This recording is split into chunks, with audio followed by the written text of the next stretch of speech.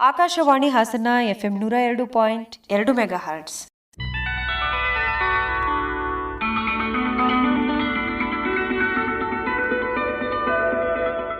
ಜನತರಂಗ ಜನತರಂಗ ಜನತರಂಗ ಜನತರಂಗ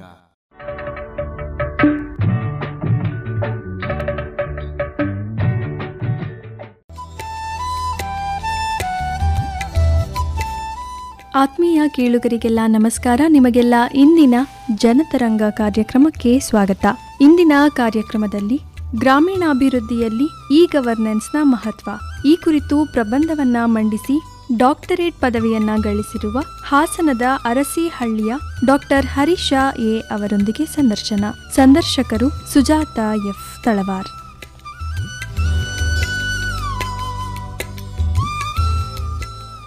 ನಮ್ಮ ಎಲ್ಲ ಪ್ರೀತಿಯ ಕೇಳುಗರಿಗೆ ನಮಸ್ಕಾರ. ಇಂದಿನ ಕಾರ್ಯಕ್ರಮಕ್ಕೆ ನಿಮ್ಮೆಲ್ಲರಿಗೂ ಸ್ವಾಗತ. ಇವತ್ತಿನ ಕಾರ್ಯಕ್ರಮದಲ್ಲಿ ನಮ್ಮ ಜೊತೆಗಿದ್ದಾರೆ ಡಾಕ್ಟರ್ ಹರೀಶ ಎ ಅವರು. ಸರ್ ನಮಸ್ಕಾರ. ನಮಸ್ತೆ ಮೇಡಮ್. ಕಾರ್ಯಕ್ರಮಕ್ಕೆ ಸ್ವಾಗತ. ತಮಗೆ ನಿಮ್ಮನ್ನ ಈ ಕಾರ್ಯಕ್ರಮಕ್ಕೆ ನಾವು ಆಹ್ವಾನಿಸಿದ್ದು, ನೀವು ಗ್ರಾಮೀಣಾಭಿವೃದ್ಧಿಯಲ್ಲಿ ಇ-ಗವರ್ನೆನ್ಸ್ ಅದರ ಮಹತ್ವವನ್ನು ಕುರಿತಂತೆ PhD ಮಾಡಿದ್ದೀರಾ. ಅದಕ್ಕೆ ಅಭಿನಂದನೆಗಳು ತಮಗೆ. ಈ ಇ-ಗವರ್ನೆನ್ಸ್ ಅನ್ನೋದು ಇವತ್ತಿನ ದಿನದಲ್ಲಿ ನಮ್ಮದು ಡಿಜಿಟಲ್ ಇಂಡಿಯಾ ಇಡೀ ಜಗತ್ತಿನಲ್ಲಿಯೇ ಅತಿ ದೊಡ್ಡ ಡಿಜಿಟಲ್ ನೇಷನ್ ಅಂತ ಹೇಳ್ತಾರೆ. ಆ ನಿಟ್ಟಿನಲ್ಲಿ ನಿಮ್ಮ ಈ PhD ಪ್ರಬಂಧ ಪ್ರಾಮುಖ್ಯತೆಯನ್ನು ಪಡೆದುಕೊಂಡಿದೆ ಅಂತ ಭಾವಿಸ್ತಾ ತಮ್ಮ ಪರಿಚಯ ಮಾಡಿಕೊಡಿ. ಯಾವ ಊರು ತಮ್ಮದು? ಮೇಡಮ್, ನಮ್ಮದು ಅರಸಿಹಳ್ಳಿ ಅಂತಕ್ಕಂಥ ಗ್ರಾಮ, ದುದ್ದ ಹೋಬಳಿ, ಹಾಸನ ತಾಲೂಕು. ನಮ್ಮ ತಂದೆ ಹೆಸರು ಎ ಅಣ್ಣೇಗೌಡರು, ನಿವೃತ್ತ ಮುಖ್ಯೋಪಾಧ್ಯಾಯರು. ಅವರು ಎಕ್ಸ್ಪೈರ್ ಆದರು. ನಮ್ಮ ತಾಯಿ ಹೆಸರು ಶ್ರೀಮತಿ ಜಯಲಕ್ಷ್ಮಮ್ಮ. ಜಯಲಕ್ಷ್ಮಮ್ಮ ಅವರು. ಎಲ್ಲಿದ್ದೀರಿ ಈಗ ತಾವು? ಈಗ ಹಾಸನಲ್ಲೇ ಇದ್ದೀವಿ. ಹಾಸನಲ್ಲಿದ್ದೀರಾ? ಬಟ್ ಊರಿಗೆ ಹೋಗ್ತಾ ಇರ್ತೀವಿ, ಬರ್ತಾ ಇರ್ತೀವಿ. ತಾವು ಉಪನ್ಯಾಸಕರಾಗಿ ಕೆಲಸ ಮಾಡ್ತಾ ಇದ್ದೀರಾ? ಹೌದು ಮೇಡಮ್. ಎಲ್ಲಿ? ಸರ್ಕಾರಿ ಕಲಾ ಕಾಲೇಜು ಹಾಸನ್. ಸರ್ಕಾರಿ ಕಲಾ ಕಾಲೇಜ್ನಲ್ಲಿ ತಾವು ಉಪನ್ಯಾಸಕರಾಗಿ ಕೆಲಸ ಮಾಡ್ತಾ ಇದ್ದೀರಾ. ಎಷ್ಟು ಜನ ಮಕ್ಕಳು ನೀವು? ನಾವು 5 ಜನ ಗಂಡು ಮಕ್ಕಳು, ಒಬ್ರು ಹೆಣ್ಮಕ್ಳು ಮೇಡಮ್. ಒಟ್ಟು 6 ಜನ ಮಕ್ಕಳು. ಎಲ್ಲ ಏನ್ ಮಾಡ್ತಿದ್ದಾರೆ? ಒಬ್ಬ ಹಿರಿಯಣ್ಣ ಮನೆ ಹತ್ರನೇ ಇದ್ದಾರೆ. ಮತ್ತೊಬ್ರು ನನ್ನ ತಮ್ಮ DCC ಬ್ಯಾಂಕ್ನಲ್ಲಿ ಅಸಿಸ್ಟೆಂಟ್ ಆಗಿದ್ರು. ಅವ್ರು ಎಕ್ಸ್ಪೈರ್ ಆದ್ರು ಲಾಸ್ಟ್ ವರ್ಷ. ಸೊ ಇನ್ನೊಬ್ರು ಅಣ್ಣ KSRTC ಇದ್ದಾರೆ. ನಾನು ಉಪನ್ಯಾಸಕನಾಗಿ ಕೆಲಸ ಮಾಡ್ತಾ ಇದ್ದೀನಿ ಮೇಡಮ್. ತಮ್ಮ ಓದಿನ ಬಗ್ಗೆ ಹೇಳ್ಬೋದಾ? ಯಾವ ಊರಲ್ಲಿ ತಮ್ಮ ಓದೆಲ್ಲ ಮುಗಿದಿದೆ? ನನ್ನ ಪ್ರಾಥಮಿಕ ಶಿಕ್ಷಣ ನಮ್ಮ ಸ್ವಗ್ರಾಮವಾದಂಥ ಅರಸಿಹಳ್ಳಿನಲ್ಲಿ ಮುಗಿಸಿ, ಪ್ರೌಢ ಶಿಕ್ಷಣವನ್ನ ಜನತಾ ಪ್ರೌಢಶಾಲೆ ಯರಗೋ, ಪದವಿ ಪೂರ್ವ ಶಿಕ್ಷಣವನ್ನ M ಕೃಷ್ಣ ಪದವಿ ಪೂರ್ವ ಕಾಲೇಜು ಹಾಸನ್, ಪದವಿ ವ್ಯಾಸಂಗವನ್ನ ಸರ್ಕಾರಿ ಪ್ರಥಮ ದರ್ಜೆ ಕಾಲೇಜು ಗಂಡಸಿ, ಸ್ನಾತಕೋತ್ತರ ಪದವಿಯನ್ನ ಮಾನಸ ಗಂಗೋತ್ರಿ ಮೈಸೂರು ವಿಶ್ವವಿದ್ಯಾನಿಲಯದಿಂದ ಪಡ್ಕೊಂಡು, MPhil ಪದವಿಯನ್ನ ತಮಿಳುನಾಡಿನ ಅಲಗಪ್ಪ ವಿಶ್ವವಿದ್ಯಾನಿಲಯದಿಂದ ಪಡ್ಕೊಂಡು, ಪ್ರಸ್ತುತ PhD ಪದವಿಯನ್ನ ಆಂಧ್ರ ಪ್ರದೇಶದ ಕುಪ್ಪಂ ವಿಶ್ವವಿದ್ಯಾನಿಲಯದಿಂದ ಪಡ್ಕೊಂಡಿದ್ದೀನಿ ಮೇಡಮ್. ನೋಡಿ, PhD ಮಾಡಿದಿರಾ ಅಂದ ತಕ್ಷಣ ನೀವೆಲ್ಲ ಒಂದೇ ಕಡೆಗಿದ್ದು ಒಟ್ಟಿಗೆ ಬಂದದ್ದಲ್ಲ ಇದು.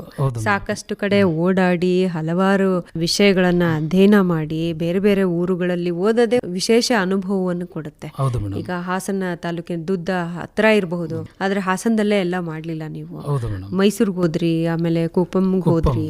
ಇದೆಲ್ಲ ಬೇರೆ ಬೇರೆ ಕಡೆಗೆ ಓಡಾಡಿ ಅಧ್ಯಯನ ಮಾಡುವಂತದ್ದು. ಏನ್ ಆಸೆ ಇತ್ತು ಸರ್ ತಮ್ದು? ಹೇಗೆ PhD ಮಾಡ್ಬೇಕು ಅಂತಾನೆ ಇತ್ತ ಮನಸ್ಸಲ್ಲಿ? ಟೀಚಿಂಗಿಗೆ ಹೋಗ್ಬೇಕಂತಿತ್ತ ಅಥವಾ ತಮ್ಮ ಆಕಾಂಕ್ಷೆ ಏನಾಗಿತ್ತು ಓದುವಾಗ? ಅಂದ್ರೆ ನಮ್ಮ ತಂದೆ ಶಿಕ್ಷಕರಾಗಿದ್ದರಿಂದ ಉತ್ತಮವಾದ ಶಿಕ್ಷಣವನ್ನು ಕೊಡಿಸ್ಬೇಕು, ಸಮಾಜದಲ್ಲಿ ಒಂದು ಸ್ಥಾನವನ್ನು ಪಡ್ಕೊಳ್ಳೋ ನಿಟ್ಟಿನಲ್ಲಿ ಇವರು ಶಿಕ್ಷಣವನ್ನು ಪಡ್ಕೊಳ್ಬೇಕು ಅನ್ನೋದು ಅವ್ರದ್ದು ತುಂಬಾ ಮಹತ್ವಾಕಾಂಕ್ಷೆ ಆಗಿತ್ತು ಮೇಡಮ್. ಅವರ ಒಂದು ಅಭಿಲಾಷೆಯ ಮೇರೆಗೆ ಉನ್ನತ ಶಿಕ್ಷಣವನ್ನು ಪಡ್ಕೊಳ್ಬೇಕು ಅನ್ನೋ ಆಸೆ ನನಗೆ ಚಿಕ್ಕಂದಿನಲ್ಲೇ ಇತ್ತು. ಅದಕ್ಕೆ ಪ್ರೋತ್ಸಾಹವನ್ನ ಕೊಟ್ಟಂತವರು, ನಾನು ಜನತಾ ಹೈಸ್ಕೂಲ್ ಪ್ರೌಢಶಾಲೆ ಯರಗುನಲ್ಲಿ ಅಧ್ಯಯನವನ್ನ ಮಾಡಬೇಕಾದ್ರೆ MS ಜನಾರ್ದನ್ ಸರ್ ಅಂತ ಇದ್ರು. ಅವರು ನನಗೆ ಮ್ಯಾಥಮೆಟಿಕ್ಸ್ ಅನ್ನ ಟೀಚ್ ಮಾಡ್ತಾ ಇದ್ರು. ಅವತ್ತೇ ನನ್ನನ್ನು ಬೆಂತಟ್ಟಿ, ನೀನು ಮುಂದೆ ಒಳ್ಳೆ PhD ಅನ್ನ ಮಾಡಬೇಕು, ಉನ್ನತವಾದ ಪದವಿಗಳನ್ನ ಪಡ್ಕೊಳ್ಬೇಕು, ನಮ್ಗಿಂತನೂ ಹೆಚ್ಚಿನ ಒಂದು ಜ್ಞಾನವನ್ನ ಪಡ್ಕೊಳ್ಬೇಕು ಅನ್ನೋ ಒಂದು ಆಶೀರ್ವಾದವನ್ನ ಅವತ್ತಿನ ದಿನದಲ್ಲೇ ಮಾಡಿದ್ರು. ಅವರ ಆಶೀರ್ವಾದದಿಂದ ಮತ್ತೆ ನಾನು PU ಕಾಲೇಜಿಗೆ M ಕೃಷ್ಣ ಪದವಿ ಪೂರ್ವ ಕಾಲೇಜಿಗೆ ಸೇರ್ಕೊಂಡಂತ ಸಂದರ್ಭದಲ್ಲಿ ನಮ್ಮ ಪ್ರಾಂಶುಪಾಲರಾಗಿದ್ದಂತ ವಸುಂಧರಾದೇವಿ ಮೇಡಮ್ ರವರು ಕನ್ನಡ ಮೇಜರ್ ತಗೊಳ್ಬೇಕು ಅಂತ ಅಂದ್ರು. ಆದ್ರೆ ನಾವೆಲ್ಲ ಮೇಡಮ್ ನನಗೆ ಪೊಲಿಟಿಕಲ್ ಸೈನ್ಸೇ ಬೇಕು ಅಂತ ಹೇಳಿ ಹಠ ಹಿಡಿದೆ. ಸೊ ಅದ್ರ ಮುಂಚೆ ನಮ್ಮ ಅಣ್ಣ ನನ್ನ ಅಡ್ಮಿಷನ್ ಮಾಡಿಸ್ಬೇಕಾದ್ರೆ ಬಂದಿದ್ರು. ಅವರು ಕೂಡ ಕನ್ನಡ ಸಾಹಿತ್ಯವನ್ನ ಓದಿದಂತವ್ರೆ. ಹಾಗಾಗಿ ಅವರು ಕನ್ನಡ ಮೇಜರ್ ಕೊಡಿಸ್ಬೇಕು ಅನ್ನೋದು ಅವರ ಉದ್ದೇಶ ಆಸೆ. ಇತ್ತು. ಬಟ್ ನನಗೆ ರಾಜ್ಯಶಾಸ್ತ್ರವನ್ನೇ ತಗೊಳ್ಬೇಕು ಅನ್ನೋದು ನನ್ನ ಮಹತ್ವಾಕಾಂಕ್ಷೆ ಆಗಿತ್ತು. ಅಂತಿಮವಾಗಿ ಪ್ರಿನ್ಸಿಪಲ್ ಜೊತೆ ಮಾತಾಡಿ, ಇಲ್ಲ ಮೇಡಮ್ ನನ್ಗೆ ಪರವಾಗಿಲ್ಲ, ನಾನು ಓದ್ತೀನಿ, ಅದನ್ನೇ ಮಾಡ್ತೀನಿ ಅಂತ ಹೇಳಿ ತಗೊಂಡೆ ಮೇಡಮ್. ನಿಜವಾಗ್ಲೂ ನನಗೆ ಸಾರ್ಥಕವಾದಂಥ ಶಿಕ್ಷಣವನ್ನು ಕೊಟ್ಟಿದ್ದು ಅಂತಂದರೆ ರಾಜ್ಯಶಾಸ್ತ್ರದ ಪ್ರಾಧ್ಯಾಪಕರಾಗಿದ್ದಂಥ ಶ್ರೀಯುತ ಕೆ ಜಯಶಂಕರ್ ಶೆಟ್ಟಿ ಅಂತ ಮೇಡಮ್. ಆ ಸರ್ ಅವತ್ತು ನನಗೆ ಪ್ರೋತ್ಸಾಹವನ್ನು ಕೊಟ್ಟಿದ್ದು, ಬೆನ್ತಟ್ಟಿ ನನ್ನನ್ನು ಬೆಳೆಸಿದ್ದು ಅವರು. ಅವತ್ತೇ ಹೇಳಿದರು, ನೀನು ಮಾಡೋದಾದ್ರೆ ರಾಜ್ಯಶಾಸ್ತ್ರದಲ್ಲೇ MA ಮಾಡಬೇಕು, ಬೇರೆ ಯಾವ ಸಬ್ಜೆಕ್ಟಲ್ಲೂ ಮಾಡಬಾರ್ದು ಅಂತ ಹೇಳಿದರು. ಇವತ್ತಿಗೂ ಮೇಡಮ್ ನಾನು ಟೀಚಿಂಗ್ ಬಂದು 21 ವರ್ಷ ಆಯಿತು. ಇವತ್ತೇನಾದರೂ ನಾನು ಟೀಚಿಂಗಲ್ಲಿ ಸ್ವಲ್ಪ ಮಟ್ಟಿಗೆ ಒಂದು ಸಾಧನೆ ಏನಾದ್ರು ಮಾಡಿದ್ದೀನಿ ಅಂದರೆ ಅದಕ್ಕೆ ಕಾರಣನೇ ಜಯಶಂಕರ್ ಶೆಟ್ಟಿ ಸರ್ ಮೇಡಮ್. ಯಾಕೆಂದರೆ ಅವರ ಟೀಚಿಂಗ್ ಆಗಿರ್ಬೋದು, ಬ್ಲ್ಯಾಕ್ ಬೋರ್ಡನ್ನು ಯೂಸ್ ಮಾಡ್ಕೊಳ್ಳೋಂಥದ್ದಾಗಿರ್ಬೋದು, ಹುಡುಗರಿಗೆ ಆಕರ್ಷಣೀಯವಾಗಿ ಪಾಠ ಮಾಡುವಂಥದ್ದಾಗಿರ್ಬೋದು, ಇವೆಲ್ಲವನ್ನೂ ಅಳವಡಿಸ್ಕೊಂಡಿದ್ದು ನಾನು ಅವರಿಂದ ಮೇಡಮ್. ಮಾತಾಡೋಣ ನಿಮ್ಮ PhD ಮಹಾಪ್ರಬಂಧದ ಬಗ್ಗೆ. ನೀವು ಮಾತಾಡ್ತಾ ನನಗೆ ಹೆಂಗೆ ಕುತೂಹಲ ಅನಿಸ್ತಿದೆ ಅಂದರೆ, ನೀವು PUC ಓದುವಾಗಿನ ನಿಮ್ಮ ಗುರುಗಳನ್ನು ನೆನಪು ಮಾಡ್ಕೊಂಡ್ರಿ, ಹೈಸ್ಕೂಲ್ನಲ್ಲಿ ಓದುವಾಗಿನ ಗುರುಗಳನ್ನು ನೆನಪು ಮಾಡ್ಕೊಂಡ್ರಿ, ಈಗ ನೀವು ಕೂಡ ಗುರುಗಳಾಗಿ ಸೇವೆ ಸಲ್ಲಿಸ್ತಾ ಇದ್ದೀರಾ. ನಿಮ್ಮ ವಿದ್ಯಾರ್ಥಿಗಳ ಜೊತೆ ನಿಮ್ಮ ಒಡನಾಟ ಹೇಗಿದೆ? ತುಂಬ ಚೆನ್ನಾಗಿದೆ ಮೇಡಮ್. ಯಾಕೆಂದರೆ ನಾನು ಈ ಒಂದು ವೃತ್ತಿಯನ್ನು ಆಯ್ಕೆ ಮಾಡಿಕೊಂಡಿದ್ದೆ ಅಭಿಮಾನಪೂರ್ವಕವಾಗಿ ಮೇಡಮ್. ನಾನು ಪಾಠ ಮಾಡಬೇಕು ಅಂತ ಪಾಠ ಮಾಡಲ್ಲ. ಇವತ್ತಿನವರೆಗೂ ಕೂಡ ತುಂಬ ಜನ ವಿದ್ಯಾರ್ಥಿಗಳು ಸೊ ನನ್ನನ್ನು ಅನುಸರಿಸ್ತಕ್ಕಂಥದ್ದು ಅಥವಾ ನಾನು ಹೇಳಿದ್ದನ್ನು ಮಾಡುವಂಥದ್ದು ಅಥವಾ ಮಾದರಿಯಾಗಿ ಇಟ್ಟುಕೊಳ್ಳುವ ನಿಟ್ಟಿನಲ್ಲಿ ಸಾಕಷ್ಟು ಜನ ವಿದ್ಯಾರ್ಥಿಗಳನ್ನ ತಯಾರು ಮಾಡುವ ನಿಟ್ಟಿನಲ್ಲಿ ಸಕ್ಸಸ್ ಆಗಿದ್ದೀನಿ ಅಂತ ಅಂದ್ಕೊಂಡಿದ್ದೀನಿ ಮೇಡಮ್. ವಿದ್ಯಾರ್ಥಿಗಳೊಟ್ಟಿಗಿನ ಒಡನಾಟ ಪ್ರತಿದಿನ ನಿಮ್ಮನ್ನ ಚಿಂತನೆಗೆ ಹಚ್ಚುತ್ತೆ, ಬೆಳೆಸುತ್ತೆ ಅಲ್ವಾ? ಅದು ಒಂಥರ ನಿಮ್ಮ ಗುರುಗಳನ್ನ ನೀವು ನೆನಪು ಮಾಡ್ಕೊಳ್ಳುವಾಗ ನನ್ಗೊಂದು ಮಾತು ನೆನಪು ಬರ್ತಾ ಇತ್ತು. ಗುರು ಗೂಡ್ ರಹೇಗಾತೋ ಚೇಲ ಚೀನಿ ಬನೇಗ ಅಂತ. ಗುರು ಬೆಲ್ಲ ಆದ್ರೆ ಶಿಷ್ಯ ಸಕ್ಕರೆಯಾಗಿ ಬೆಳಿಬೇಕು ಅನ್ನೋದು ಗುರುವಿನ ಆಸೆ ಇರುತ್ತಂತೆ. ಅಂದ್ರೆ ಅದೇನೋ ಸಕ್ಕರೆ ಮತ್ತೆ ಬೆಲ್ಲದ ವಿಷಯದಲ್ಲಿ ಉಲ್ಟಾ ಪಲ್ಟಾ ಆಗಿದೆ ಈಗ, ಅದು ಶ್ರೇಷ್ಠವೋ ಇದು ಶ್ರೇಷ್ಠವೋ ಅಂತ. ಆದ್ರೆ ಆಗಿನ ಕಾಲದಲ್ಲಿ ನನಗಿಂತನೂ ಉತ್ತಮವಾಗಿ ಬೆಳಿಬೇಕು ನಮ್ಮ ಶಿಷ್ಯಂದ್ರು ಅನ್ನೋದು ಆಸೆ ಇವತ್ತಿಗೂ ಸಹ ಆ ಮಾತು. ಈಗ ನಿಮ್ಗಿಂತ ಹೆಚ್ಚಿನ ಅಧ್ಯಯನವನ್ನ ಮಾಡುವಾಗ ನಿಮ್ಮ ವಿದ್ಯಾರ್ಥಿಗಳು ನಿಮ್ಮ ನೆನಪು ಮಾಡ್ಕೊಂಡಾಗ ಅಥವಾ ಅವ್ರು ಬಂದು ಮಾಡ್ತಿದ್ದೀನಿ ಸರ್ ಅಂತ ಹೇಳಿದಾಗ, ಒಂದು ಒಳ್ಳೆ ಸ್ಥಾನದಲ್ಲಿ ಇದೀನಿ ಸರ್ ಅಂತ ಹೇಳಿದಾಗ ನಿಮ್ಗಾಗ ಸಂತೋಷ ಬೇರೆ. ತುಂಬಾ ಸಂತೋಷ ಆಗುತ್ತೆ ಮೇಡಮ್. ಅದಕ್ಕಿಂತ ತೃಪ್ತಿ ಮತ್ತೊಂದಿಲ್ಲ ಅಂತ ಹೇಳ್ತಾರೆ ಮೇಡಮ್. ಈಗ ನಿಮ್ಮ ಮಹಾಪ್ರಬಂಧದ ಬಗ್ಗೆ ಮಾತಾಡೋಣ. ಹೇಗೆ ಆರಂಭ ಆಯ್ತು ನಿಮ್ಗೆ ಈ ವಿಷಯನೇ ತಗೋಬೇಕು ಅಂತ ಹೇಗೆ ಮನಸ್ಸಿಗೆ ಬಂತು? ಮೇಡಮ್, ನಮ್ಮ ಸಂಯೋಜಕರು ಅಥವಾ ಮಾರ್ಗದರ್ಶಕರು ಅಂತ ಕರೆಯುವಂತಹ ನನ್ನ ಗುರುಗಳಾದ ಡಾಕ್ಟರ್ MR ಚಂದ್ರಶೇಖರ್ ಸರ್ ಅವರು ಮೊನ್ನೆ ಒಂದು PhD ಅವಾರ್ಡ್ ಆದ ನಂತರ ಅವ್ರಿಗೊಂದು ಕೃತಜ್ಞತೆಯನ್ನ ಸಲ್ಲಿಸಬೇಕು ಅಂತ ಹೇಳಿ ಒಂದು ಸಮಾರಂಭ ಇಟ್ಕೊಂಡಿದ್ವಿ ಚಿಕ್ಕದಾಗಿ. ಅಲ್ಲಿ ಒಂದು ಅವ್ರ ಗೌರವನ್ನ ಸಲ್ಲಿಸುವಂತ ಸಂದರ್ಭದಲ್ಲಿ ಅವರೊಂದು ಮಾತು ಹೇಳಿದ್ರು. ಸೊ ನಾನು 8-10 ವರ್ಷ ತಗೊಂಡಿದ್ದೆ, ಬಟ್ ನನ್ನ ಶಿಷ್ಯ ನನಗಿಂತನೂ ಹೆಚ್ಚಿನ ಅವಧಿಯನ್ನು ತಗೊಂಡು ಉತ್ತಮವಾದಂಥ ಒಂದು ಸಂಶೋಧನಾ ಗ್ರಂಥವನ್ನು ಸಿದ್ಧಪಡಿಸಿದ್ದಾರೆ ಅಂತ ಹೇಳಿದರು.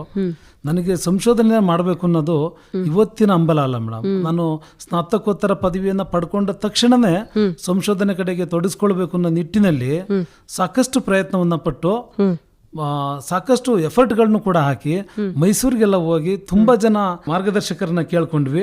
ಸೊ ಅಲ್ಲಿ ಅವತ್ತಿನ ಪರಿಸ್ಥಿತಿನಲ್ಲಿ ನಮ್ಗೆ ಯಾರು ಕೂಡ ಮಾರ್ಗದರ್ಶನವನ್ನ ಮಾಡುವಂತ ಮನಸ್ಸನ್ನು ಮಾಡಲಿಲ್ಲ. ಅನಿವಾರ್ಯವಾಗಿ ನಾನು ನಿಲ್ಸಿದ್ದೆ ಮೇಡಮ್. ಅಂತಿಮವಾಗಿ ನನಗೆ ಚಂದ್ರಶೇಖರ್ ಸರ್, ನೀನು PhD ಮಾಡಪ್ಪ, ನಿನಗೆ ಅಗಾಧವಾದ ಆಸೆ ಇದೆ, ನಿನಗೇನು ಬೇಕು ನಾನು ಸಪೋರ್ಟ್ ಮಾಡ್ತೀನಿ, ನೀನು ಮಾಡು ಅಂತ ಹೇಳಿದಾಗ ನನಗೆ ಇಂದಿನ ಘಟನೆಗಳೆಲ್ಲ ನೆನಪಿಗೆ ಬಂದು, ನಮ್ಮ ಗುರುಗಳು, ನಮ್ಮ ತಂದೆ, ನಮ್ಮ ತಾಯಿ, ನಮ್ಮ ಎಲ್ಲ ಹಿತೈಷಿಗಳು ನನಗೆ PhDಯನ್ನು ಮಾಡಬೇಕು, ನೀನೇನಾದ್ರೂ ಒಂದು ಉನ್ನತವಾದ ಸಾಧನೆಯನ್ನು ಮಾಡಬೇಕು ಅನ್ನೋ ನಿಟ್ಟಿನಲ್ಲಿ ಸಾಕಷ್ಟು ಪ್ರೋತ್ಸಾಹವನ್ನು ಕೊಡ್ತಾ ಇದ್ರು. ಇವರೆಲ್ಲರ ಒಂದು ಪ್ರೋತ್ಸಾಹ, ಒಂದು ಪ್ರಯತ್ನದ ಫಲವಾಗಿ ನಾನು ಸಂಶೋಧನೆಯನ್ನು ಮಾಡಲಿಕ್ಕೆ ಶುರು ಮಾಡಿದೆ ಮೇಡಮ್. ಅದೆಲ್ಲ ಆಯ್ತು, ಹಿತೈಷಿಗಳು, ಒಡನಾಡಿಗಳ ಸಹಕಾರ ಅದೆಲ್ಲ ಸರಿ. ಆದರೆ ಒಂದು PhD ಮಾಡಬೇಕು ಅಂತ ಬಂದಾಗ ವಿಷಯದ ಆಯ್ಕೆ ಕೊಡೋಷ್ಟು ತೊಂದರೆ ಇನ್ನು ಯಾವುದೂ ಕೊಡೋದಿಲ್ಲ. ಇದನ್ನ ತಗೋಬೇಕಾ, ಇದನ್ನ ತಗೋಬೇಕಾ, ಒಂದು 10-15 ವಿಷಯಗಳ ಪಟ್ಟಿ ಮಾಡಿ ಕೊನೆಗೆ ಯಾವುದರ ಮಹತ್ವ ಜಾಸ್ತಿ ಇದೆ ಅಂತೆಲ್ಲ ಅದ್ರ ಬಗ್ಗೆ ಮಾತಾಡೋಣ. ಯಾಕಂತಂದ್ರೆ ಎಲ್ಲರಿಗೂ ಒಂದು ಆಸೆ ಇರುತ್ತೆ, PhD ಮಾಡಬೇಕು ಅಂತ. PhD ಮಾಡೋದು ಸರಳ ಸುಲಭ ಏನಲ್ಲ. ಒಂದು ಆಸಕ್ತಿ ಇರಬೇಕು, ಅದಕ್ಕೊಂದು ಮಹತ್ವ ಇರಬೇಕು, ಒಂದು ರೆಲೆವೆನ್ಸ್ ಇರಬೇಕು. ಅದೆಲ್ಲವನ್ನ ಕ್ರೋಢೀಕರಿಸಿ ಒಂದು PhD ಪ್ರಬಂಧ ಆಗುತ್ತೆ. ಈಗ ನೀವು ಹೇಳಿದ್ರಿ ಒಂದು 8-10 ವರ್ಷದ ಪ್ರಯತ್ನದ ಫಲ ಇದು. ಹೇಗಿತ್ತು? ನೀವು ಹೊರಗಡೆ ಹೋಗ್ಬೇಕು, PhD ಅದು ವಿಷಯ ಅಂತ ಆದ್ಮೇಲೆ ಅದು ಗೈಡ್ಗೆ ಒಪ್ಪಿಗೆ ಆಗ್ಬೇಕು, ಅದು ಎಲ್ಲ ವಿಷಯವನ್ನ ಮಾತಾಡಿ ಇವತ್ತು. ಮೇಡಮ್, ನೀವು ಹೇಳಿದಾಗೆ ನಾವು ಟೈಟಲ್ ಅನ್ನು ಆಯ್ಕೆ ಮಾಡುವಂಥದ್ದು ಇದೆಯಲ್ಲ ಮೇಡಮ್, ಟೈಟಲ್ ಆಯ್ಕೆ ಕ್ಲಿಯರ್ ಆಯ್ತು ಅಂದ್ರೆ 50% ಸಂಶೋಧನೆ ಮುಗ್ದಂಗೆ ಮೇಡಮ್, 50% ಮುಗ್ದಂಗೆ ಮೇಡಮ್. ಒಂದು ನಮಗೆ ಇಷ್ಟವಾದಂತ ಸಬ್ಜೆಕ್ಟ್ ನಮ್ ಗೈಡ್ಗೆ ಇಷ್ಟ ಆಗಲ್ಲ ಮೇಡಮ್, ಗೈಡ್ಗೆ ಇಷ್ಟ ಆದಂತ ಸಬ್ಜೆಕ್ಟ್ ಅಥವಾ ಟೈಟ್ಲ್ ನಮ್ಗೆ ಇಷ್ಟ ಆಗಲ್ಲ. ಬಟ್ ನಂದು ಒಂದು ಏನಿತ್ತು ಅಂದ್ರೆ ಏನೇ ಮಾಡಿದ್ರು ಕೂಡ ರಿಲೆವೆಂಟ್ ಆಗಿರುವಂಥದ್ದನ್ನು ಮಾಡಬೇಕು ಅನ್ನೋದು ನನ್ನ ಆಕಾಂಕ್ಷೆ ಇತ್ತು ಮೇಡಮ್. ಅಂದರೆ ಪ್ರಸ್ತುತವಾಗಿ ಪ್ರಾಮುಖ್ಯತೆಯನ್ನು ಪಡ್ಕೊಂಡಿರ್ಬೇಕು, ಸೊ ಪ್ರಸ್ತುತವಾಗಿ ಅದು ಚಾಲ್ತಿನಲ್ಲಿರಬೇಕು, ಆ ವಿಷಯನ ಆಯ್ಕೆ ಮಾಡ್ಕೊಳ್ಬೇಕು, ಅದರಿಂದ ಸಾಕಷ್ಟು ಜನರಿಗೆ ಅನುಕೂಲ ಆಗಬೇಕು. ಅದರಲ್ಲೂ ವಿಶೇಷವಾಗಿ ಗ್ರಾಮೀಣ ಪ್ರದೇಶಗಳಲ್ಲಿರ್ತಕ್ಕಂತಹ ರೈತಾಪಿ ವರ್ಗದವರಿಗೆ ಅಥವಾ ಕೃಷಿಕ ವರ್ಗದವರಿಗೆ ಸ್ವಲ್ಪ ಮಟ್ಟಿಗೆ ಏನಾದರೂ ಪ್ರಯೋಜನ ಆಯಿತು ಅಂತ ಅಂದರೆ ನನ್ನ ಸಂಶೋಧನೆಗೆ ಒಂದು ಅರ್ಥ ಬರಲಿಕ್ಕೆ, ಒಂದು ಮೌಲ್ಯ ಬರಲಿಕ್ಕೆ ಸಾಧ್ಯವಾಗುತ್ತೆ ಅನ್ನೋದು ನನ್ನ ಉದ್ದೇಶ ಇತ್ತು. ಹಾಗಾಗಿ ಅವ್ರ ಹತ್ರ ಹೋಗಿ ಕೇಳಿದೆ, ಸರ್ ಯಾವ ವಿಚಾರದಲ್ಲಿ ಮಾಡಬೇಕು ಅಂತ. ಅವರೊಂದು 2-3 ಟೈಟಲ್ಗಳನ್ನ ಸಜೆಸ್ಟ್ ಮಾಡಿದ್ರು, ನೋಡಿ ಈ ಥರ ಮಾಡಿದ್ರೆ ಅನುಕೂಲ ಆಗುತ್ತೆ ಅಂತ. ಆ ನಂತರ ನಾನು, ಸರ್ ನಂದೊಂದು ಟೈಟಲ್ ಇದೆ, ಸಬ್ಜೆಕ್ಟ್ ಇದೆ, ಅದನ್ನ ನಿಮ್ಮ ಹತ್ರ ಹೇಳ್ಬೋದಾ ಸರ್ ಅಂತ ಕೇಳಿದೆ. ಹೇಳಪ್ಪ ಅಂತ ಅಂದ್ರು. ಸರ್ ಈ ಥರ ಗ್ರಾಮೀಣಾಭಿವೃದ್ಧಿಯಲ್ಲಿ ವಿದ್ಯುನ್ಮಾನ ಆಡಳಿತದ ಪರಿಣಾಮ ವಿಶೇಷವಾಗಿ ಹಾಸನ ಜಿಲ್ಲೆಗೆ ಸಂಬಂಧಪಟ್ಟಂತೆ ಮಾಡಬೇಕು ಅಂತ ಅನ್ಕೊಂಡಿದ್ದೀನಿ ಸರ್ ಅಂತ ಅಂದೆ. ಯಾಕೆ ಅಂತಂದ್ರು, ಸರ್ ನನ್ನಿಂದ ಯಾರಿಗೂ ಅನುಕೂಲ ಆಗುತ್ತೆ ಇಲ್ವೋ ಗೊತ್ತಿಲ್ಲ, ರೈತಾಪಿ ವರ್ಗದವರಿಗೆ ಅಥವಾ ನಾನು ಒಬ್ಬ ಕೃಷಿಕನಾಗಿರೋದ್ರಿಂದ ಕೃಷಿಕರಿಗೆ ಸ್ವಲ್ಪ ಮಟ್ಟಿನ ಅನುಕೂಲ ಆಯ್ತು ಅಂತ ಅಂದ್ರೆ ನನ್ನ ಸಂಶೋಧನೆಗೆ ಒಂದು ಅರ್ಥ ಬರುತ್ತೆ, ಮೌಲ್ಯ ಬರುತ್ತೆ, ಹಾಗಾಗಿ ಇದನ್ನು ಆಯ್ಕೆ ಮಾಡ್ಕೊಳ್ಬೋದಾ ಸರ್ ಅಂತ ಕೇಳಿದೆ. ಆಗ ಅವರು ಮನಸ್ಪೂರ್ವಕವಾಗಿ ಖಂಡಿತ ರಿಲೆವೆಂಟ್ ಸಬ್ಜೆಕ್ಟು ತುಂಬ ಚೆನ್ನಾಗಿದೆ, ಸೊ ನೀನು ಮಾತ್ರ ಅಲ್ಲ ಸಮಾಜಕ್ಕೂ ಕೂಡ ಅನುಕೂಲ ಆಗುತ್ತೆ, ರೈತಾಪಿ ವರ್ಗದವ್ರಿಗೂ ಅನುಕೂಲ ಆಗುತ್ತೆ, ಈ ಟೈಟಲ್ ಇಟ್ಕೊಂಡೆ ನಾವು PhD ಮಾಡೋಣ ಅಂತ ಹೇಳಿ ನಿರ್ಧರಿಸಿದ್ರು. ಆಮೇಲೆ ಏನಾಯ್ತು, ಇದು ಗುರುಗಳಿಗೆ ಒಪ್ಪಿಗೆ ಆಯ್ತು, ಆಮೇಲೆ ಶುರು ಆಯ್ತು ನಿಮ್ದು. ಹೇಗಿತ್ತು ಆ ಪಾಡು? ಅಂದ್ರೆ ಒಂದು ವಿಷಯನ ಮನದಟ್ಟು ಮಾಡಬೇಕು ಅಥವಾ ಒಂದೇನೋ ಹೊಸದ್ ಹೇಳ್ಬೇಕು, ಇದ್ರಲ್ಲಿ ಏನು ಹೊಸದ್ ಹೇಳಿದ್ದೀರಾ ನಿಮ್ಮ ಮಹಾಪ್ರಬಂಧದಲ್ಲಿ? ಹೇಗೆ ಕಾರ್ಯಕ್ಷೇತ್ರ ಎಲ್ಲೆಲ್ಲಿ ಹೋಗಿದ್ರಿ, ಸ್ಟಡೀಸ್ ಏನೇನ್ ಮಾಡಿದ್ರಿ, ಎಷ್ಟು ಅದಕ್ಕೆ ದಾಖಲೆ ಕಲೆಕ್ಟ್ ಮಾಡಿದ್ರಿ? ವಿದ್ಯುನ್ಮಾನ ಆಡಳಿತ ಅನ್ನೋ ಕಾನ್ಸೆಪ್ಟೇ ಬಹುತೇಕ ಗ್ರಾಮೀಣ ಪ್ರದೇಶಗಳಲ್ಲಿ ಹೊಸ ಪರಿಚಯ ಮೇಡಮ್. ನನಗೆ ಗೊತ್ತಿರೋ ಮಟ್ಟಿಗೆ ನಾನು ಹಳ್ಳಿಗಳಿಗೆ ವಿಸಿಟ್ ಮಾಡಿದಂಥ ಸಂದರ್ಭದಲ್ಲಿ ಅವರು ನನಗೆ ಕೊಟ್ಟಂತ ಒಂದು ಪ್ರತಿಕ್ರಿಯೆಯನ್ನ ಪಡ್ಕೊಂಡಂತ ಸಂದರ್ಭದಲ್ಲಿ ಅವರು ವಿದ್ಯುನ್ಮಾನ ಆಡಳಿತದ ಬಗ್ಗೆ ಯಾವುದೇ ರೀತಿಯಾದ ಮಾಹಿತಿ ಇರಲಿಲ್ಲ ಮೇಡಮ್. ಸೊ ಹಾಗಾಗಿ ನಾನು ಈ ವಿದ್ಯುನ್ಮಾನ ಆಡಳಿತ ಎಂಬ ಪರಿಕಲ್ಪನೆಯನ್ನ ಜನಸಾಮಾನ್ಯರಿಗೆ ಅಥವಾ ರೈತಾಪಿ ವರ್ಗದವರಿಗೆ ತಿಳಿಸುವುದರ ಮೂಲಕ ನನ್ನ ಸಂಶೋಧನಾ ಪ್ರಬಂಧವನ್ನು ಶುರು ಮಾಡಿರುವಂಥದ್ದು ಅಥವಾ ಚಾಲನೆ ಕೊಟ್ಟಿರುವಂಥದ್ದನ್ನು ನಾವು ನೋಡ್ಬೋದು ಮೇಡಮ್. ಅದರಲ್ಲಿ ವಿಶೇಷವಾಗಿ ಗ್ರಾಮೀಣ ಪ್ರದೇಶಗಳಾದಂತಹ ದುದ್ದ ಆಗಿರ್ಬೋದು, ಅಟ್ಟವರಸೊಳ್ಳಿ ಆಗಿರ್ಬೋದು, ಯರ್ಗು ಆಗಿರ್ಬೋದು, ಮೆಳಗೋಡು ಆಗಿರ್ಬೋದು, ಅಥವಾ ಸತ್ಯಮಂಗಲ ಗ್ರಾಮ ಪಂಚಾಯತಿ ಆಗಿರ್ಬೋದು, ಸೊ ವಿಶೇಷವಾಗಿ ತಾಲೂಕು ಕಚೇರಿ ಹಾಸನ ಆಗಿರ್ಬೋದು, ಜಿಲ್ಲಾಧಿಕಾರಿಗಳ ಕಚೇರಿಗಳಾಗಿರ್ಬೋದು, ಜಿಲ್ಲಾ ಪಂಚಾಯತ್ ಕಾರ್ಯನಿರ್ವಹಣಾಧಿಕಾರಿಗಳ ಕಚೇರಿ ಆಗಿರ್ಬೋದು, ಬಹುತೇಕ ಕಡೆ ಗ್ರಾಮೀಣ ಪ್ರದೇಶದ ಜನರನ್ನ ಭೇಟಿ ಮಾಡುವುದರ ಜೊತೆಗೆ ಸೊ ಅಧಿಕಾರಿ ವರ್ಗದವರನ್ನು ಭೇಟಿ ಮಾಡುವುದರ ಮೂಲಕ ವಿದ್ಯುನ್ಮಾನ ಆಡಳಿತಕ್ಕೆ ಸಂಬಂಧಪಟ್ಟಂತಹ ಸಾಕಷ್ಟು ವಿಷಯಗಳನ್ನ, ಅಂಕಿ ಸಂಖ್ಯೆಗಳನ್ನ, ಮಾಹಿತಿಗಳನ್ನ ಕಲೆ ಹಾಕುವುದರ ಮೂಲಕ ನನ್ನ ಸಂಶೋಧನಾ ಪ್ರಬಂಧವನ್ನ ರಚನೆ ಮಾಡಿರುವಂತದ್ದು ಕಂಡು ಬರುತ್ತೆ ಮೇಡಮ್.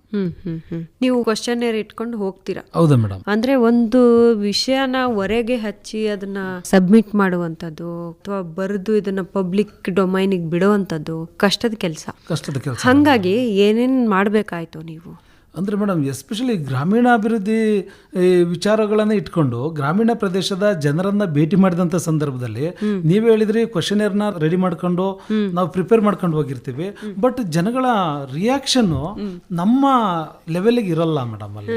ಅಂದರೆ ಇವನ್ ಏನೋ ಮಾಡಕ್ ಬಂದವನೆ ಅಥವಾ ಇವನ್ಗೇನೋ ಬೆನಿಫಿಟ್ ಆಗುತ್ತೆ ಅಥವಾ ಈ ಬೇರೆ ಬೇರೆ ರೀತಿಯಲ್ಲೇ ಆಲೋಚನೆ ಮಾಡೋಂಥವ್ರ ಸಂಖ್ಯೆ ಜಾಸ್ತಿ ಇದೆ ಮೇಡಮ್. ನಾನು ಅಂದರೆ ನನಗೆ ಬಂದಂಥ ಮಾಹಿತಿಯನ್ನು ಇಟ್ಕೊಂಡು ಹೇಳೋದಾದ್ರೆ ಇದರಿಂದ ಇವನಿಗೆ ಬೆನಿಫಿಟ್ ಆಗುತ್ತೆ, ನಮಗೆ ಬೆನಿಫಿಟ್ ಆಗಲ್ಲ, ಇವನಿಗೆ ಉಪಯೋಗ ಆಗುತ್ತೆ, ನನಗೆ ಉಪಯೋಗ ಆಗಲ್ಲ, ಯಾಕೆ ಕೊಡಬೇಕು ಅನ್ನೋ ರೀತಿನಲ್ಲಿ ವರ್ತಿಸಿರುವಂತದ್ದು ಕಂಡು ಬರುತ್ತೆ ಮೇಡಮ್. ಅದಿರ್ಬೋದು ಸಹಜವಾಗಿ, ಯಾಕಂದ್ರೆ PhD ಮಾಡೋದ್ರಿಂದ ನಿಮ್ಗಷ್ಟೇ ಅನುಕೂಲ ಅಂತ ಅನ್ಕೊಂಡಿರ್ತಾರೆ. ಆದ್ರೆ ನಿಮ್ಮ ಈ ಮಹಾಪ್ರಬಂಧದಿಂದ ಜನಸಾಮಾನ್ಯರಿಗೆ ಏನೇನು ಉಪಯೋಗಗಳಿದೆ? ಅಂದ್ರೆ ವಿಶೇಷವಾಗಿ ನನ್ನ ಥೀಸಿಸಲ್ಲಿ ನೀವು ನೋಡ್ಬೋದು ಮೇಡಮ್, ನಾನು ಭೂಮಿ ಪ್ರಾಜೆಕ್ಟ್ ಬಗ್ಗೆ ಹೆಚ್ಚು ಕಾನ್ಸಂಟ್ರೇಟ್ ಮಾಡಿದ್ದೀನಿ. ಏನದು ಭೂಮಿ ಪ್ರಾಜೆಕ್ಟ್ ಎಲ್ಲ ಹೇಳಿ ಇವತ್ತು, ಯಾಕಂದ್ರೆ ನಿಮ್ಗೆ ಅಲ್ಲಿ ಕನ್ವಿನ್ಸ್ ಮಾಡಿರ್ತೀರಾ, ಹಾಸನದ ಜಿಲ್ಲೆಯಾದ್ಯಂತ ನೀವು ಓಡಾಡಿರ್ತೀರಿ. ಆದ್ರೂ ಇವತ್ತು ಹೇಳಿ ಏನೇನ್ ಪ್ರಾಜೆಕ್ಟ್ ಕುರಿತಂತೆ ಯಾವ ಯಾವ ಯೋಜನೆಗಳು ಅದು ಈ ಗವರ್ನೆನ್ಸ್ ಮೂಲಕ ಸಾರ್ವಜನಿಕರಿಗೆ ಹೇಗೆ ಉಪಯೋಗ ಆಗ್ತಿದೆ, ಅದಕ್ಕೆ ನಿಮ್ಮ ಕೊಡುಗೆ ಏನು? ಮೇಡಮ್ ಭೂಮಿ ಪ್ರಾಜೆಕ್ಟ್ ಅಲ್ಲಿ ಮೇಜರ್ ಬರುವಂತದ್ದು RTC ಅಂತ ಕರಿತೀವಿ ಮೇಡಮ್, ಪಹಣಿ ಅಂತ ಕರಿತೀವಿ ಕನ್ನಡದಲ್ಲಿ. ಪಹಣಿ ಬರುತ್ತೆ, ಮ್ಯುಟೇಷನ್ ಅಂತ ಬರುತ್ತೆ ಮೇಡಮ್. ಭೂ ದಾಖಲೆಗಳಿಗೆ ಸಂಬಂಧಪಟ್ಟಂತೆ ಅದು ಒಂದು ಪ್ರಮುಖ ದಾಖಲೆ. ಅದ್ರ ಜೊತೆಗೆ EC ಅಂತಾನೂ ಒಂದು ಬರುತ್ತೆ ಮೇಡಮ್. ಭೂ ದಾಖಲೆಗಳಿಗೆ ಸಂಬಂಧಪಟ್ಟಂತೆ ಮತ್ತೊಂದು ದಾಖಲೆ ಬರುತ್ತೆ. ಸೊ ಈ ಭೂಮಿ ಪ್ರಾಜೆಕ್ಟ್ ಅಲ್ಲಿ RTC ಆಗಿರ್ಬೋದು, ಮ್ಯುಟೇಷನ್ ಆಗಿರ್ಬೋದು, EC ಆಗಿರ್ಬೋದು, ಮತ್ತು ಇಡೀ ಭೂ ದಾಖಲೆಗಳಿಗೆ ಸಂಬಂಧಪಟ್ಟಂತೆ ವಿದ್ಯುನ್ಮಾನ ಆಡಳಿತದಿಂದ ರೈತಾಪಿ ವರ್ಗದವರಿಗೆ ಆಗುವಂತಹ ಅನುಕೂಲಗಳನ್ನೇ ಹೆಚ್ಚಾಗಿ ನಾನು ಚರ್ಚೆ ಮಾಡಿರುವಂತದ್ದು ಕಂಡು ಬರುತ್ತೆ ಮೇಡಮ್. ವಿಶೇಷವಾಗಿ ನಿಮ್ ಗಮನಕ್ಕೆ ತರಬೇಕು ಅಂತಂದ್ರೆ, ಮೊದಲು ಪಹಣಿಯನ್ನು ತಗೊಳ್ಬೇಕು ಅಂತಂದ್ರೆ ನಾವು ನಾಡ್ ಕಚೇರಿಗೆ ಬರಬೇಕಾಗಿತ್ತು, ಸಂಬಂಧಪಟ್ಟ ಗ್ರಾಮ ಲೆಕ್ಕಿಗ ಅಧಿಕಾರಿಯನ್ನೇ ಭೇಟಿ ಮಾಡಬೇಕಾಗಿತ್ತು, ಅವರಿಂದ ಕೈ ಬರಹದ ಪಾಣಿಯನ್ನ ಪಡ್ಕೊಳ್ಬೇಕಾಗಿತ್ತು ಮೇಡಮ್.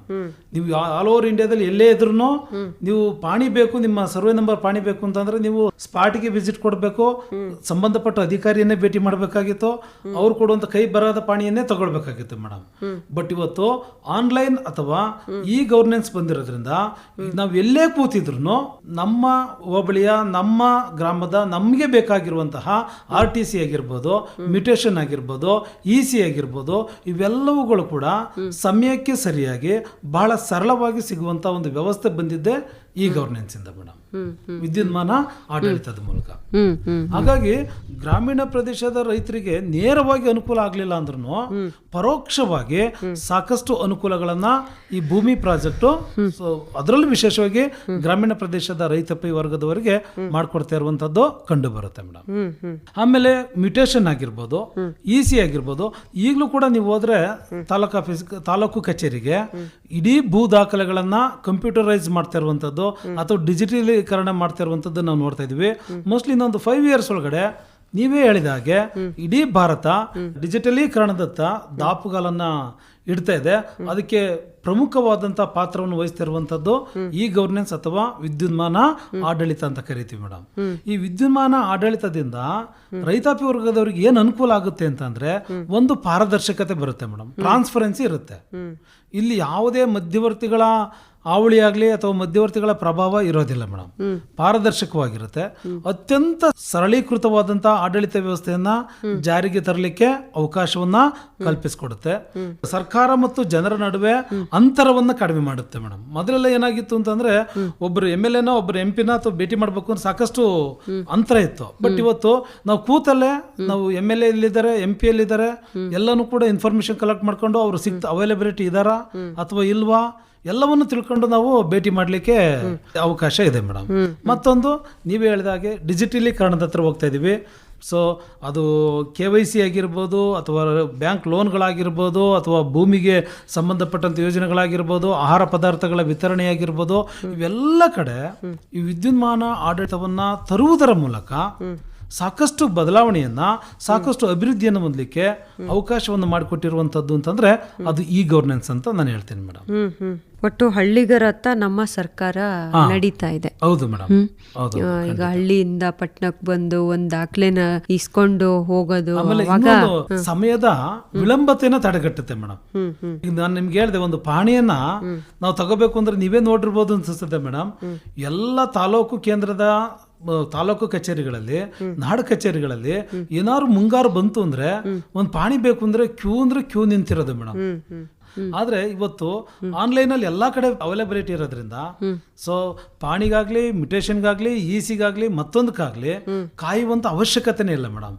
ಅಂದ್ರೆ ಅತಿ ಶೀಘ್ರವಾಗಿ, ಸರಳವಾಗಿ, ಪಾರದರ್ಶಕತೆಯಿಂದ ಕೇಂದ್ರ ಮತ್ತು ರಾಜ್ಯ ಸರ್ಕಾರದ ಯೋಜನೆಗಳನ್ನ, ಕಾರ್ಯಕ್ರಮಗಳನ್ನ ರೈತರಿಗೆ ಒದಗಿಸ್ತಾ ಇರುವಂತದ್ದು ಅಂತಂದ್ರೆ ಅದು ಈ ಗವರ್ನೆನ್ಸ್ ಅಂತಾನೆ ಹೇಳ್ತೇನೆ ಮೇಡಮ್. ಈ ಗವರ್ನೆನ್ಸ್ ಖಂಡಿತ ಮೇಡಮ್. ಈಗ ನಿಮ್ಮ ಒಂದು ಈ ಪ್ರಬಂಧದ ವಿಷಯ ಗ್ರಾಮೀಣಾಭಿವೃದ್ಧಿ ಆಗಿರೋದ್ರಿಂದ ಬರೀ ನೀವು ಭೂಮಿ ಪ್ರಾಜೆಕ್ಟ್ಸ್ ಹೆಚ್ಚು ಕಾನ್ಸಂಟ್ರೇಟ್ ಮಾಡೋದು ಅದನ್ನೇ ಮೇಡಮ್. ಯಾಕೆಂದ್ರೆ ಅದು ನಾವು ತಗೊಳಕ್ ಹೋದ್ರೆ ತುಂಬಾ ವಿಶಾಲವಾಗಿ ಆಗ್ಬಿಡುತ್ತೆ.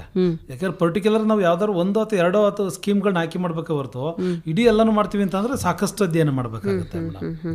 ಈಗ ನಿಮ್ಮ ಒಂದು ಈ ಸ್ಟಡಿನಲ್ಲಿ ನಿಮ್ಮ ಪ್ರಬಂಧದ ಕೊನೆಗೆ ಏನ್ ಸಜೆಷನ್ಸ್ ಕೊಟ್ಟಿದ್ದೀರಾ ನೀವು? ಅಂದ್ರೆ ಸಜೆಷನ್ ಅಂತಂದ್ರೆ, ನಾನು ಬಹುತೇಕ ಗ್ರಾಮೀಣ ಪ್ರದೇಶಗಳಿಗೆ ಭೇಟಿ ಕೊಟ್ಟಂತ ಸಂದರ್ಭದಲ್ಲಿ ಅಲ್ಲಿನ ರೈತಾಪಿ ವರ್ಗದವರೊಂದಿಗೆ, ಕೃಷಿಕರೊಂದಿಗೆ ಸಮಾಲೋಚನೆ ಮಾಡುವಂತ ಸಂದರ್ಭದಲ್ಲಿ ನನಗೆ ಕಂಡು ಬಂದಿದ್ದು ಅನಕ್ಷರತೆಯ ಸಮಸ್ಯೆ ಇದೆ ಮೇಡಮ್.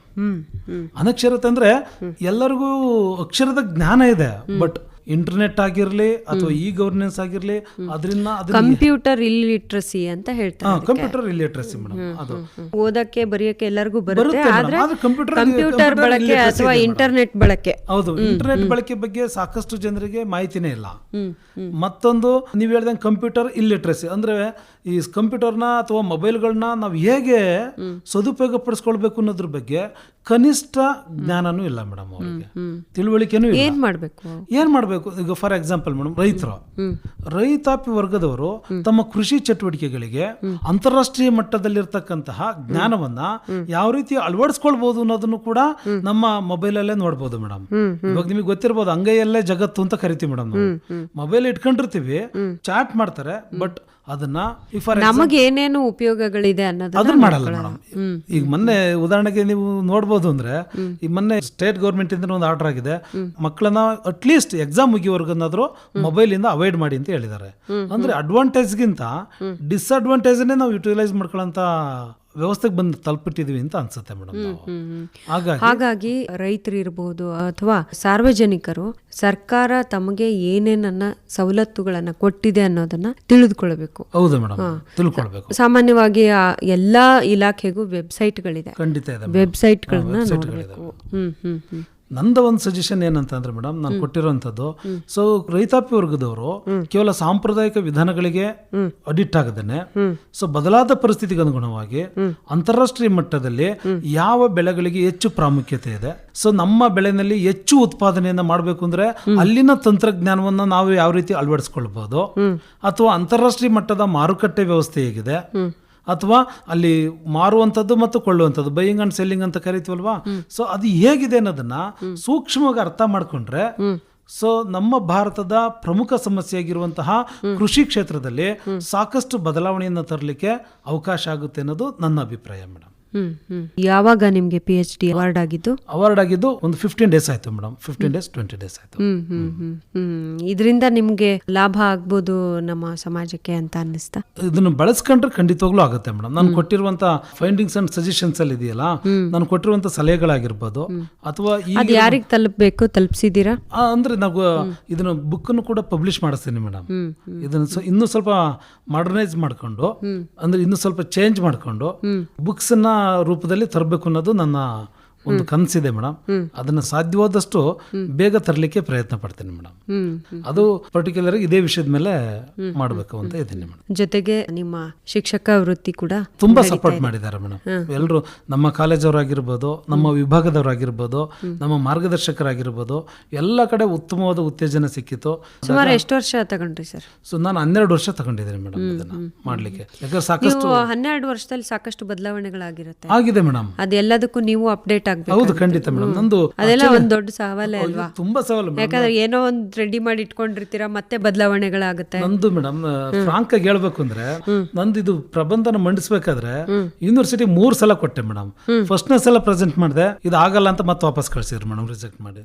ಸೆಕೆಂಡ್ ಟೈಮ್ ಅಟೆಂಡ್ ಮಾಡಿದೆ, ಸೊ ಆಗ್ಲೂ ವಾಪಸ್ ಕಳ್ಸಿದ್ರು. ಥರ್ಡ್ ಟೈಮ್ ಮೇಡಮ್ ನಂದು ಅಕ್ಸೆಪ್ಟ್ ಆಗಿರೋದು. ಯಾಕೆಂದ್ರೆ ಅಲ್ಲಿ ಪ್ಲಾಗರಿಸಮ್ ಅಂತ ಬರುತ್ತೆ.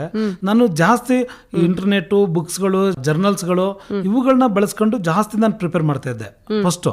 ಆಮೇಲೆ ಅದಕ್ಕೇನಂದ್ರೆ ನೀವು ಬರೀ ಸೆಕೆಂಡರಿ ಸೋರ್ಸಸ್ ನ ಡಿಪೆಂಡ್ ಆದ್ರೆ ಕಷ್ಟ, ಪ್ರೈಮರಿ ಸೋರ್ಸಸ್ ಮೇಲೆ ಡಿಪೆಂಡ್ ಆಗ್ಬೇಕು ಅಂದ್ರು. ಆಗ ನಾನು ಅವ್ರನ್ನ ಬಿಟ್ಟು ಗ್ರಾಮೀಣ ಪ್ರದೇಶಗಳಿಗೆ ನೇರವಾಗಿ ರೈತರನ್ನ ಭೇಟಿ ಮಾಡುವಂಥದ್ದು, ಆ ಸಂಬಂಧಪಟ್ಟ ಅಧಿಕಾರಿಗಳು, ಉದಾಹರಣೆಗೆ ಪಂಚಾಯತ್ ಅಭಿವೃದ್ಧಿ ಅಧಿಕಾರಿಗಳಾಗಿರ್ಬೋದು, ನಾಡು ಕಚೇರಿಯಲ್ಲಿ ಇರ್ತಕ್ಕಂಥ ಡೆಪ್ಯೂಟಿ ತಹಸೀಲ್ದಾರ್ ಆಗಿರ್ಬೋದು, ರೆವಿನ್ಯೂ ಇನ್ಸ್ಪೆಕ್ಟರ್ ಆಗಿರ್ಬೋದು, ವಿಲೇಜ್ ಅಕೌಂಟೆಂಟ್ಸ್ಗಳಾಗಿರ್ಬೋದು, ನಮ್ಮ ಹಾಸನ ತಾಲೂಕು ಕಚೇರಿ ಆಗಿರ್ಬೋದು, ಬೇಲೂರು ತಾಲೂಕು ಕಚೇರಿ ಆಗಿರ್ಬೋದು, ಜಿಲ್ಲಾ ಪಂಚಾಯತಿ ಕಾರ್ಯನಿರ್ವಹಣಾ ಅಧಿಕಾರಿಗಳ ಕಚೇರಿ ಆಗಿರ್ಬೋದು, ಜಿಲ್ಲಾಧಿಕಾರಿಗಳಲ್ಲಿ ಅದರಲ್ಲೂ ವಿಶೇಷವಾಗಿ ಭೂಮಿ ಶಾಖೆಗೆ ಸಾಕಷ್ಟು ಬಾರಿ ಹೋಗಿದ್ದೀನಿ. ಅವರು ಕೂಡ ಸಾಕಷ್ಟು ಮಾಹಿತಿಯನ್ನು ಕೊಟ್ಟಿದ್ದಾರೆ. ಬಟ್ ಅವರೆಲ್ಲ ಏನಂತಾರೆ ಅಂದ್ರೆ ಮೇಡಮ್, ಬದಲಾದ ಪರಿಸ್ಥಿತಿಗೆ ಅನುಗುಣವಾಗಿ ಹೊಂದ್ಕೊಂಡು ಜನರಿಗೆ ಮುಟ್ಟಿಸ್ಬೇಕು ಅನ್ನೋ ಹಂಬಲ ಮೋಸ್ಟ್ಲಿ ಕಡಿಮೆ ಇದೆ ಅನ್ಸುತ್ತೆ. ನಾವು ಈ ಗವರ್ನೆನ್ಸ್ ಅಂತ ಏನ್ ಹೇಳ್ತೀವಿ, ತಿಳುವಳಿಕೆಯನ್ನ ಮೂಡಿಸಿ ಅವರಿಂದ ಹೆಚ್ಚು ಅನುಕೂಲವನ್ನ ಪಡ್ಕೊಳ್ಬೇಕು, ಅದು ರೈತರಿಗೆ ಸಿಗ್ಬೇಕು ಅನ್ನೋ ಇಂಟೆನ್ಷನ್ ಇಟ್ಕೊಂಡು ವರ್ಕ್ ಮಾಡೋಂಥವ್ರ ಸಂಖ್ಯೆ ಸ್ವಲ್ಪ ಕಡಿಮೆ ಅಂತ ಅನ್ಸುತ್ತೆ ಮೇಡಮ್. ನಾನು ಕಂಡ್ಕೊಂಡಂತ ಸತ್ಯ ಅದು. ಹಾಗಾಗಿ ಅಧಿಕಾರಿಗಳು ಕೂಡ ಪ್ರಾಮಾಣಿಕವಾಗಿ ಪ್ರಯತ್ನ ಪಟ್ಟು ಸೊ ರೈತಾಪಿ ವರ್ಗದವರು ಕೂಡ ತಿಳ್ಕೊಳ್ಬೇಕು ಅನ್ನೋ ಆಸಕ್ತಿ ಇಟ್ಕೊಂಡು ಸೊ ಈ ಒಂದು ವಿಚಾರದಲ್ಲಿ ಎರಡು ಕಡೆನೂ ಇರ್ಬೇಕು. ಎರಡು ಕಡೆ ಎಲ್ಲ ಸರ್ಕಾರದ ಜವಾಬ್ದಾರಿ ಅನ್ಕೊಂಡು ಈಗ ಏನಾಗಿದೆ ಅಂದ್ರೆ ಈಗ ನೋಡಿ ನಮ್ಮ ಸೆಂಟ್ರಲ್ ಗೌರ್ಮೆಂಟ್ ಜನ್ ಭಾಗಿದಾರಿ ಅಂತ ಹೇಳ್ತಾರೆ. ಅವ್ರು ಜನರ ಪಾರ್ಟಿಸಿಪೇಷನ್ ಇಲ್ಲದೆ, ಜನರ ಸಹಭಾಗಿತ್ವ ಇಲ್ಲದೆ, ಜನರ ಭಾಗವಹಿಸುವಿಕೆ ಇಲ್ಲದೆ ಯಾವುದೇ ಒಂದು ಕಾರ್ಯಕ್ರಮ ಸಕ್ಸಸ್ ಆಗೋದಿಲ್ಲ, ಯಶಸ್ ಮಾಡಕ್ ಸಾಧ್ಯನೇ ಇಲ್ಲ. ಹಾಗಾಗಿ ಇವತ್ತಿನ ಸಂದರ್ಭದಲ್ಲಿ ನಮ್ಮ ಕರ್ನಾಟಕ ಸರ್ಕಾರ ಇರಬಹುದು, ನಮ್ಮ ಕೇಂದ್ರ ಸರ್ಕಾರ ಇರಬಹುದು, ಹಲವಾರು ಯೋಜನೆಗಳನ್ನ ಜನರಿಗೆ ತಲುಪಿಸ್ಲೇಬೇಕು ಅನ್ನೋ ಕಾರಣದಿಂದ ಬೇರೆ ಬೇರೆ ಈಗ ನೀವೇ ಹೇಳಿದಾಗೆ ಈ ಗವರ್ನೆನ್ಸ್ ನಮ್ಮ ಮೊಬೈಲ್ ಮೂಲಕ ಎಷ್ಟು ಆಕ್ಟಿವ್ ಆಗಿದ್ದಾರೆ ಅಂತಂದ್ರೆ ಬೇರೆ ಬೇರೆ ಪ್ಲಾಟ್ಫಾರ್ಮ್ಗಳ ಮೂಲಕ, ಜಾಲತಾಣಗಳ ಮೂಲಕ, ವೆಬ್ಸೈಟ್ಗಳ ಮೂಲಕ, ಆಮೇಲೆ ಈ ಆಧಾರ್ ಜೋಡಣೆ, KYC ಎಲ್ಲ ಆಗಿರೋದ್ರಿಂದ ಪ್ರತಿಯೊಂದು ಮಾಹಿತಿ ಯಾರ್ಯಾರಿಗೆ ಏನ್ ಲಭ್ಯ ಇದೆಯೋ ಅಥವಾ ಯಾರಿಗೇನು ಅವಶ್ಯಕತೆ ಇದೆಯೋ ಅದೆಲ್ಲ ಮೊಬೈಲಿಗೆ ಬರುತ್ತೆ. ಮೊಬೈಲ್ಗೆ ಬಂದಾಗ ಆದ್ರೂ ನಮ್ಮ ಜನ ಗಮನ ಹರಿಸ್ಬೇಕು, ಆ ಕುರಿತಂಗೆ ಕೇಳ್ಬೇಕು. ಅವ್ರಿಗೇನಾದ್ರು ಮಾಹಿತಿ ಬೇಕಂತಂದ್ರೆ ಸಂಪರ್ಕ ಮಾಡ್ಬೇಕು ಇಲಾಖೆಗಳನ್ನ, ಅಧಿಕಾರಿಗಳನ್ನ. ಇವಾಗ್ಲೂ ಕೂಡ ಗ್ರಾಮೀಣ ಪ್ರದೇಶದಲ್ಲಿ ಅದರಲ್ಲೂ ವಿಶೇಷವಾಗಿ 70% ಹೆಚ್ಚು ಮಹಿಳಾ ವರ್ಗದವರು ಮೊಬೈಲ್ ಅನ್ನ ಬೇರೆದಕ್ಕೆ ಬಳಸ್ಕೊಳ್ತಾರೆ, ಇಲ್ಲ ಅನ್ನಲ್ಲ ಮೇಡಮ್. ಬಟ್ ಈ ತರದ ಅಪ್ಡೇಟ್ ಗಳಿಗೆ ಅವ್ರು ಮೊಬೈಲ್ ಬಳಸ್ಕೊಳ್ಳೋದೇ ಇಲ್ಲ ಮೇಡಮ್. ಬ್ಯಾಂಕ್ ಲೋನ್ ಎಷ್ಟು ಕೊಟ್ಟಿದ್ದಾರೆ, ಲೋನ್ ಎಷ್ಟು ಬಂದಿದೆ, ಈ ರೇಟ್ ಆಫ್ ಇಂಟ್ರೆಸ್ಟ್ ಎಷ್ಟು, ಇದ್ರ ಬಗ್ಗೆ ಎಲ್ಲಾನು ಕೂಡ ಮೊಬೈಲ್ ಮೆಸೇಜ್ ಮಾಡ್ತಾರೆ ಮೇಡಮ್. ಪ್ರತಿಯೊಂದು ಕೂಡ ಅಪ್ಡೇಟ್ ಆಗ್ತಾ ಇರುತ್ತೆ. ಬಟ್ ಅದ್ರ ಬಗ್ಗೆ ಜ್ಞಾನ ಇರಲ್ಲ, ತಿಳುವಳಿಕೆ ಇರಲ್ಲ. ಯಾರೋ ಒಬ್ರು ಕರ್ಕೊಂಡು ಓದಕ್ ಹೋಗಲ್ಲ. ಅದಕ್ಕೆ ಈಗೆಲ್ಲ ನೋಡಿ ಇಂಗ್ಲಿಷ್ ಅಲ್ಲೇ ಬರಲ್ಲ ಮಾಹಿತಿ, ಕನ್ನಡದಲ್ಲೂ ಬರುತ್ತೆ. ಕನ್ನಡದಲ್ಲೂ ಬರುತ್ತೆ. ಈಗ ನಿಮ್ಗೊಂದು ಉದಾಹರಣೆ ಅಂತಂದ್ರೆ ನಾನು ಅದನ್ನ ಸಾಕಷ್ಟು ಸಲ ನೋಡಿದೆ. ಈ ನ್ಯಾಯಬೆಲೆ ಅಂಗಡಿಗಳ ಮೂಲಕ ಆಹಾರ ಪದಾರ್ಥಗಳನ್ನ ವಿತರಿಸ್ತಾರಲ್ಲ ಮೇಡಮ್, ನಾವು ಬಯೋಮೆಟ್ರಿಕ್ ಕೊಟ್ಟ ತಕ್ಷಣನೇ ನಮ್ಗೆ ಅದು ಮೆಸೇಜ್ ಬರುತ್ತೆ ಮೇಡಮ್. ಪ್ರತಿ ತಿಂಗಳು ಇಂಥ ರೇಷನ್ ಕಾರ್ಡ್ ನಂಬರ್ಗೆ ಇಷ್ಟು KG ಅಕ್ಕಿ ಅಥವಾ ರಾಗಿ ಅಥವಾ ಏನ್ ಕೊಟ್ಟಿರ್ತಾರೋ ಅದನ್ನ ವಿತರಿಸಲಾಗುತ್ತೆ ಅಂತ ಬರುತ್ತೆ. ಬಟ್ ಅದನ್ನ ಓದೋದೇ ಇಲ್ಲ ಮೇಡಮ್. ಬಹುತೇಕ ಜನ ಮೆಸೇಜ್ ಬಂದಿದ್ದಲ್ವಾ ಡಿಲೀಟ್ ಮಾಡ್ತಾರೆ. ಮೆಸೇಜ್ ನ ಓದುವಂತ ಪೇಷನ್ಸ್ ಅಥವಾ ತಾಳ್ಮೆನೂ ಕೂಡ ಅವರಲ್ಲಿಲ್ಲ. ಅದೆಲ್ಲ ಒಂದ್ ಸಣ್ಣ ಸಣ್ಣ ಮಾಹಿತಿ ಅಂತ ಅನ್ನಿಸ್ಬೋದು, ಆದ್ರೆ ಅದೆಲ್ಲ ಅಗಾಧವಾದ ಪರಿಣಾಮ ಬೀರುತ್ತೆ. ಇಲ್ಲ, ಸರ್ಕಾರದ ಮೇಲೂ ಕೂಡ ತುಂಬಾ ಪರಿಣಾಮವನ್ನ ಬೀರುತ್ತೆ. ಈ ತರ ಚಿಕ್ಕ ಚಿಕ್ಕ ಅಕೌಂಟಬಿಲಿಟಿ ಅವ್ರಿಗೂ ಒಂದಿರುತ್ತೆ, ಇವ್ರಿಗೂ ಇರುತ್ತೆ. ಎಲ್ಲಾನು ಹೋಗಿ ಈಗ ನೀವೆಲ್ಲೋ ಎಷ್ಟೋ ದೂರದಿಂದ ಎಷ್ಟೋ ಮೈಲಿ ನಡ್ಕೊಂಡು ಬಂದು ಅಲ್ಲಿ ನಿಂತು ಮಾಡಿಸ್ಕೊಳ್ಳೋ ಅವಶ್ಯಕತೆ ಇಲ್ಲ. ಈಗ ಅಲ್ಲಲ್ಲೇ ಜನರಿಗೆ ಅನುಕೂಲ ಆಗ್ಲಿ ಅನ್ನೋ ಕಾರಣಕ್ಕೆ ಸರ್ಕಾರಗಳು ಸಾಕಷ್ಟು ಯೋಜನೆಗಳನ್ನ ತಂದಿದೆ. ಅದರ ಪ್ರಯೋಜನ ಜನಕ್ಕೆ ಆಗಬೇಕು ಅನ್ನುವಂಥದ್ದು ಸರ್ಕಾರದ ಒಂದು ಉದ್ದೇಶ. ಆ ಉದ್ದೇಶಕ್ಕೆ ನೀವು ಸಹ ಕೈ ಜೋಡಿಸಿದ್ದೀರಾ. ಈ ಒಂದು ಮಹಾಪ್ರಬಂಧದ ಮೂಲಕ ನೀವು ಗ್ರಾಮೀಣಾಭಿವೃದ್ಧಿಯಲ್ಲಿ ನಮ್ಮ ಈ ಗವರ್ನೆನ್ಸ್ ಅನ್ನೋದು ಎಷ್ಟು ಪರಿಣಾಮವನ್ನ ಬೀರ್ತಾ ಇದೆ, ಏನೇನು ಆಗಬೇಕು ಇನ್ನು ಕೆಲಸಗಳು ಅನ್ನೋದ್ರ ಬಗ್ಗೆ ಈ ಪ್ರಬಂಧವನ್ನ ಮಂಡಿಸಿ ಡಾಕ್ಟರೇಟ್ ಪಡ್ಕೊಂಡಿದ್ದೀರಾ. ತಮಗೆ ಮತ್ತೊಮ್ಮೆ ಅಭಿನಂದನೆಗಳನ್ನ ಸಲ್ಲಿಸ್ತಾ ಕಾರ್ಯಕ್ರಮ ಮುಗಿಸಬಹುದು ಅನ್ಸುತ್ತೆ. ಧನ್ಯವಾದಗಳು. Thank you. ಇದುವರೆಗೂ ಗ್ರಾಮೀಣಾಭಿವೃದ್ಧಿಯಲ್ಲಿ ಇ ಗವರ್ನೆನ್ಸ್ನ ಮಹತ್ವ ಈ ಕುರಿತು ಪ್ರಬಂಧವನ್ನು ಮಂಡಿಸಿ ಡಾಕ್ಟರೇಟ್ ಪದವಿಯನ್ನ ಪಡೆದಿರುವ ಹಾಸನದ ಅರಸಿಹಳ್ಳಿಯ ಡಾಕ್ಟರ್ ಹರೀಶ ಎ ಅವರೊಂದಿಗಿನ ಸಂದರ್ಶನವನ್ನು ಕೇಳಿದಿರಿ. ಸಂದರ್ಶಕರು ಸುಜಾತಾ ಎಫ್ ತಳವಾರ್.